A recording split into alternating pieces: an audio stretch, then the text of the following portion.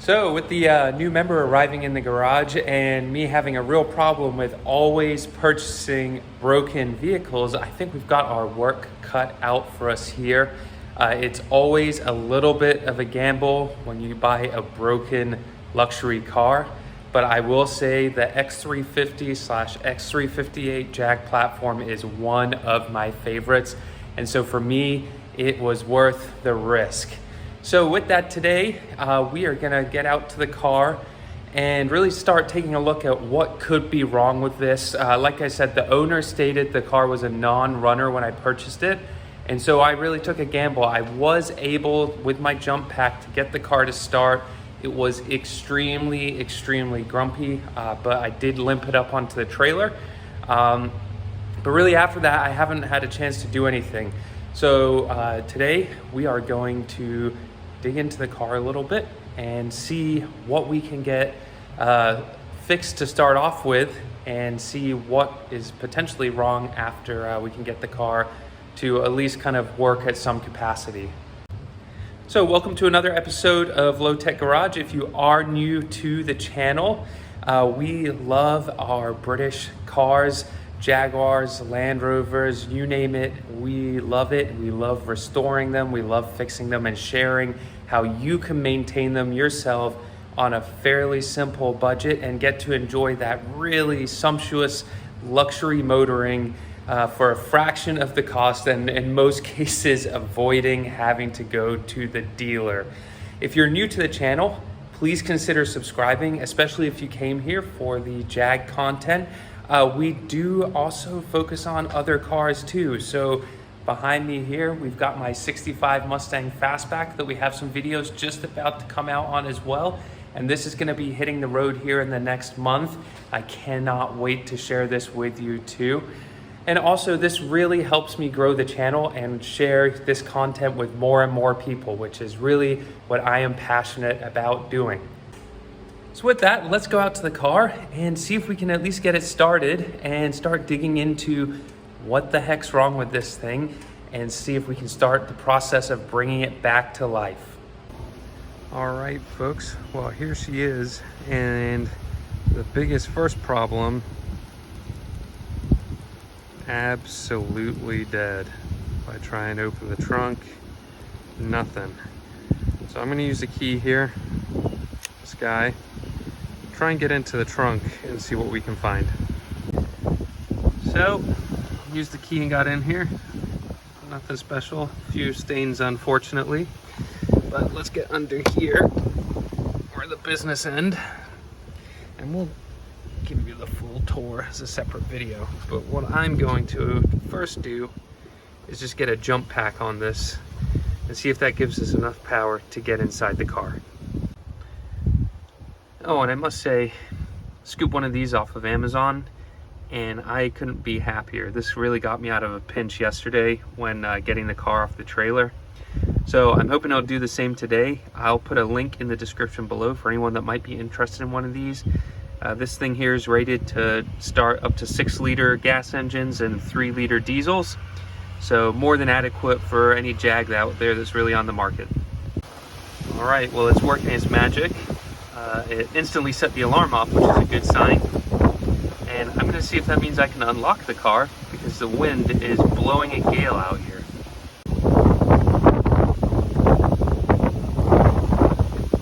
She's struggling still. Let's use the key.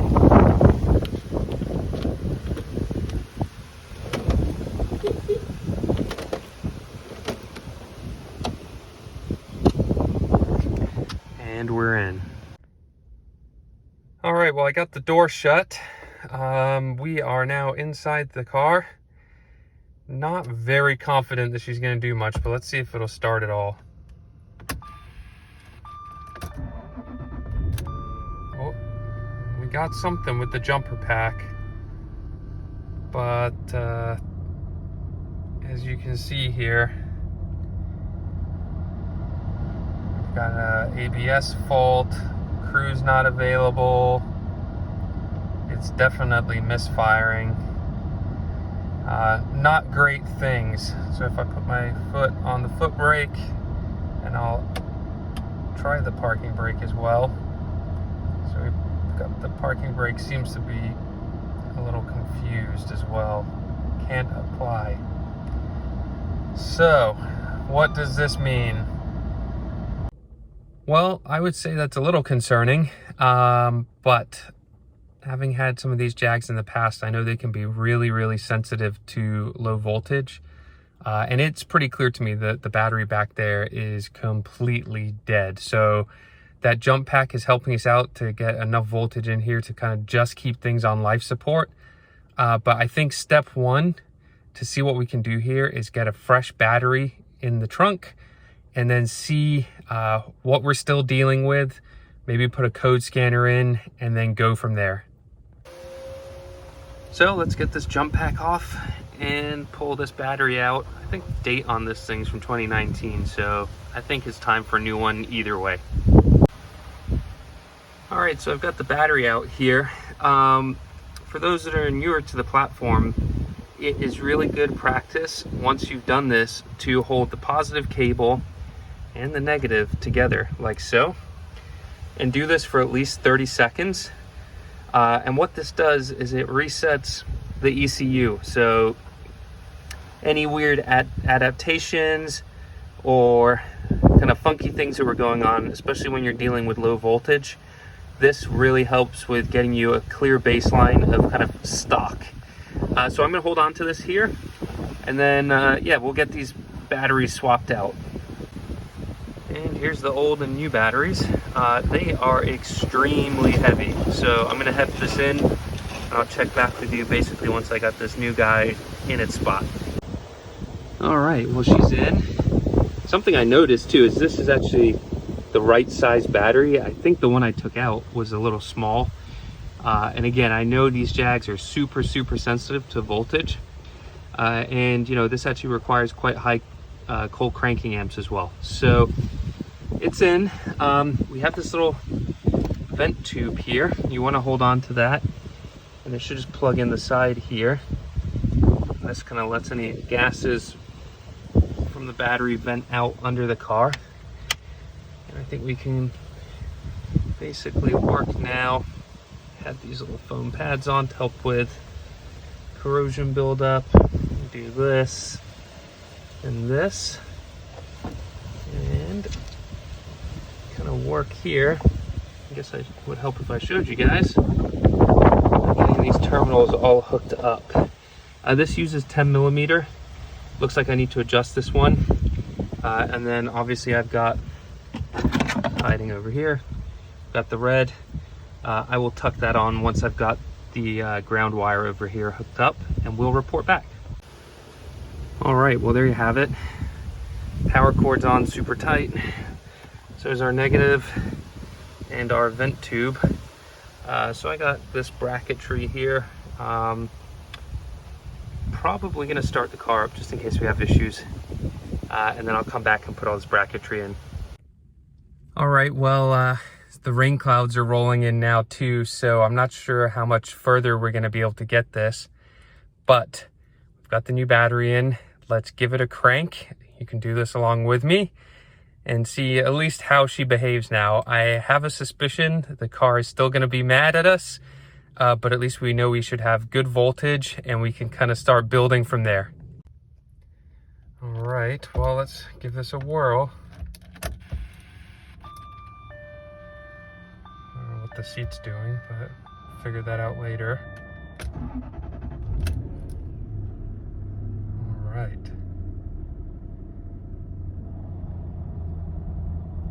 Well, I can still feel the misfire, but let's give her a minute. I did also put 5 gallons of fresh gas in here, so it may involve kind of taking the car for a little drive. The ABS light's a little concerning. Might be related to the cruise control fault. I'm gonna have to get the foot brake and parking brake thing figured out. So a few things to fiddle around with here, but it definitely seemed to start up a lot happier, and I'm gonna let it sit here and come up to temperature. Well, while the car warms up, And before the rain comes in, I'm gonna get all this bracketry in. Not exactly sure how it goes, so I'm gonna have to figure this out, but just so the battery's secure. And then if there's time, we might take this thing around the block.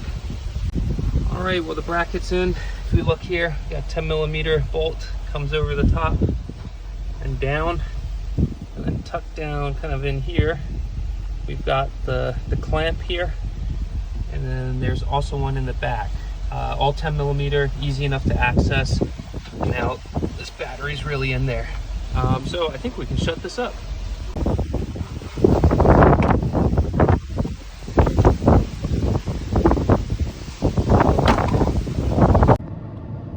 So I think the one last thing I'm gonna do before taking the car for a drive is I just plug my code scanner in.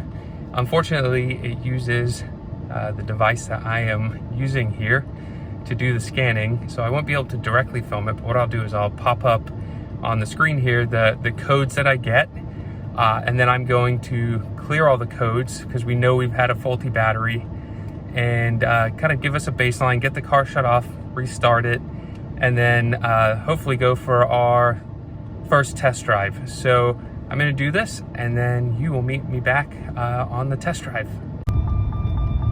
So I can confirm the car is still mad. We've pulled some codes. It's given us a few ideas of what's going on. So yes, we're gonna have our work cut out for us, and I certainly hope make this super annoying chime go away here pretty soon.